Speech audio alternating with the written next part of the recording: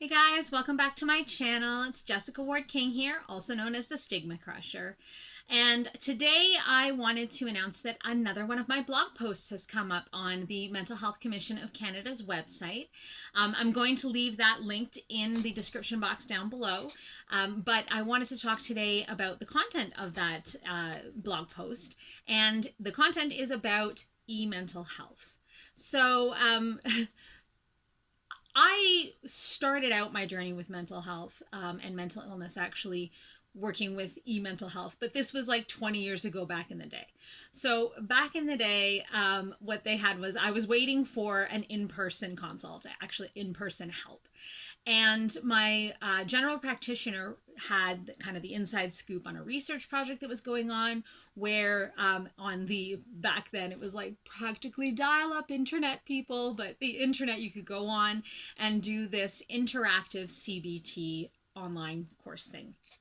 And it was interactive, and not in our sense today where like you would interact with a person or a therapist or something, not like that, but rather that you would go in, you would learn about the cognitive distortions, you would learn about ways that you can fight them using cognitive behavioral therapy techniques by clicking through. And it's kind of like a little game, and you can click this button and you can take your little guy over and click that button or whatever. And basically, it was like learning about cognitive behavioral therapy from a book, but a little bit more interactive and a little bit more fun. It was also, I wasn't worried about the fun or the not a book part, because I mean I was a student at the time. Books were my thing, right? I was an academic student, so reading from a book wasn't hard, wasn't a bad thing. But what it was for me was that I could get some kind of mental health care from the safety and like closed curtains of my dorm room. It reduced the stigma for me of getting access to mental health care. So I could log on to this website. Nobody would know that I had logged into this website. Nobody would know that I was doing it, but I could get help at the same time. And it wasn't just like going on the internet, because again, back then there wasn't a whole lot on the internet. Things that were on the internet were not necessarily from reliable sources. It wasn't like it was then. Any of you that are Gen Z are going to be like, what do you mean things weren't reliable?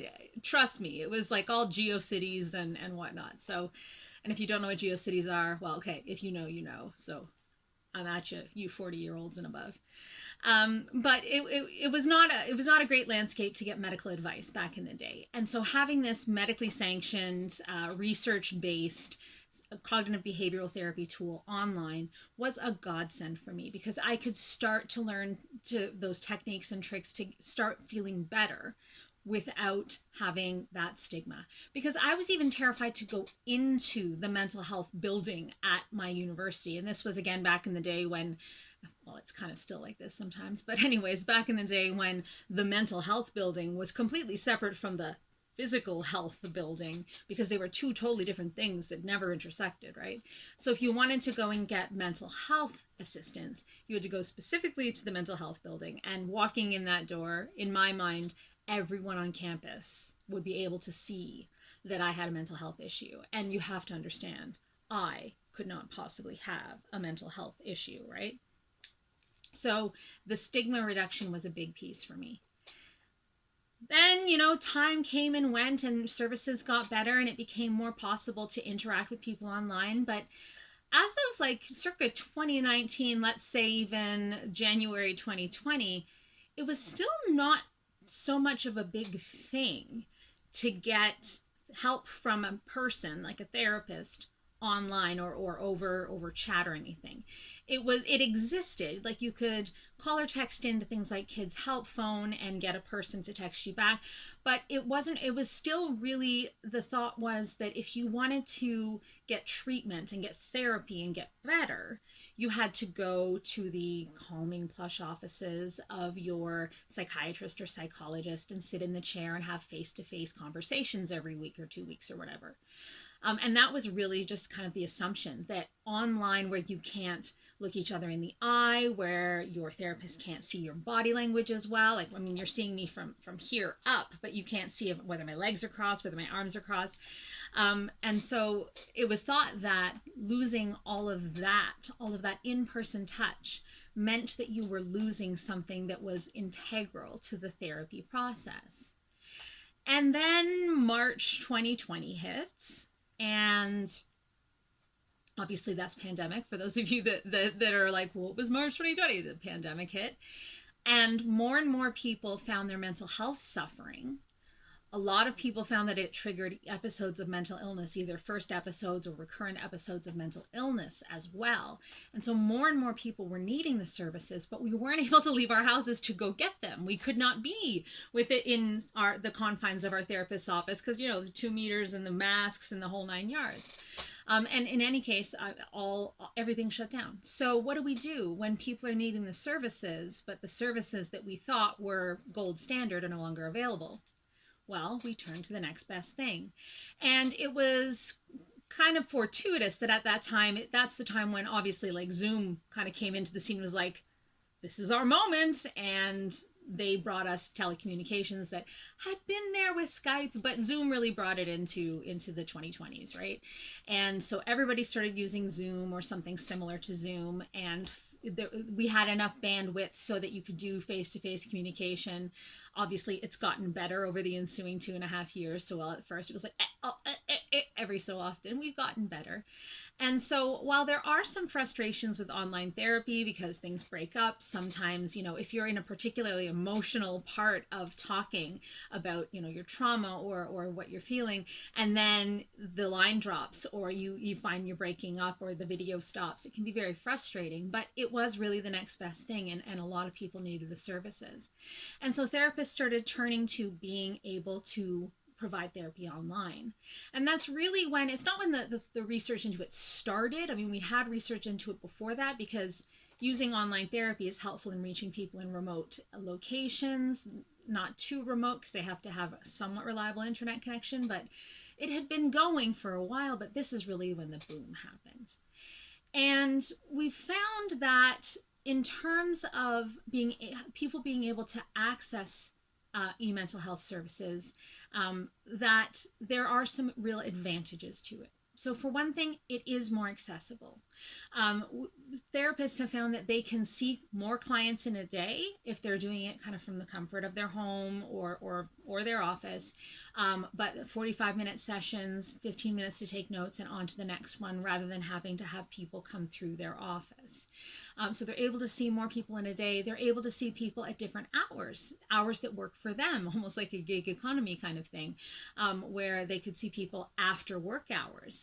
And that works really well for people like myself who during the workday are intended to be at work. And so being able to access therapy after hours makes it more accessible for 9-to-5ers like me who can't really access it very well during the day. The second way that it's made therapy more accessible is that usually, not always, but usually it drives the cost down because there doesn't need to be a brick and mortar building that's upkept, because there may not need to be as many support staff like receptionists and people that do the bookings and whatnot.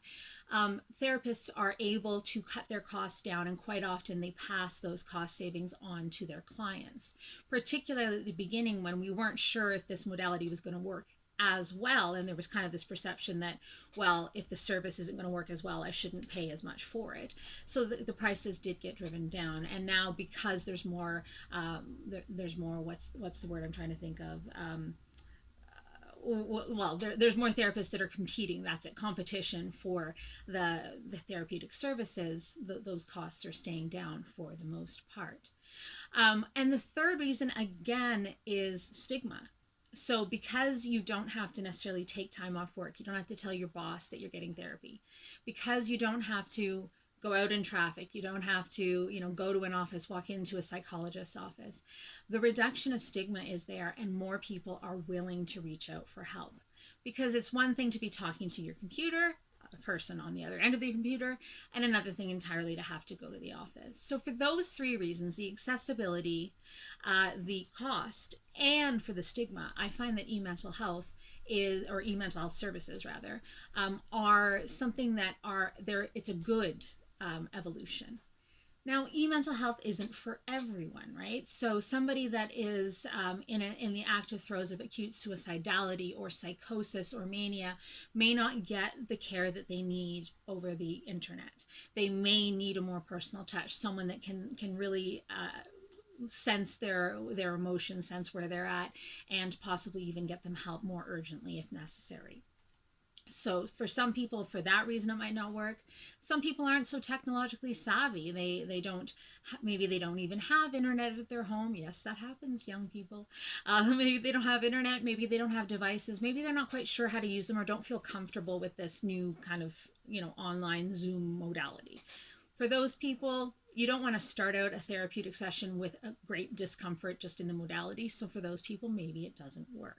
So it's not for everyone, it's not for every circumstance. But this is one of those things that I think COVID has made better. We were forced to develop the technology, to develop the research, to develop the ways of doing online therapy. And it's made it more accessible to a lot more people who, incidentally, because of the pandemic, also need it. So that's a thing that is not good from the pandemic. But this switch to being able to access e-mental health services has, in my opinion, been a good one. So, what do you think of e-mental health services? Have you ever used them? Do you see influencers that are potentially, using those as their advertisements or getting sponsored by them? I've seen BetterHelp all over the place. I've never used BetterHelp, but that's one that I've seen a lot of influencers kind of pushing or advertising. So, have you seen influencers advertising these services and thought, hey, maybe they're a little more mainstream than I thought? What do you think? Would you ever use e-mental health services, or do you hope that we go back to the old way of the in-person? Let me know in the comments down below. And as always, if you're new here, welcome. We're glad to have you here in our little community. Please remember to subscribe and hit that notifications bell so you'll be notified every single week when I post, which is usually on a Friday, sometimes on a Saturday if I'm too tired on a Friday. So I look forward to seeing you in my next one. Remember to go check out my blog post at the Mental Health Commission of Canada. That link is in the description, as I mentioned, and I will see you next week. Take care. Bye. Stigma Crusher.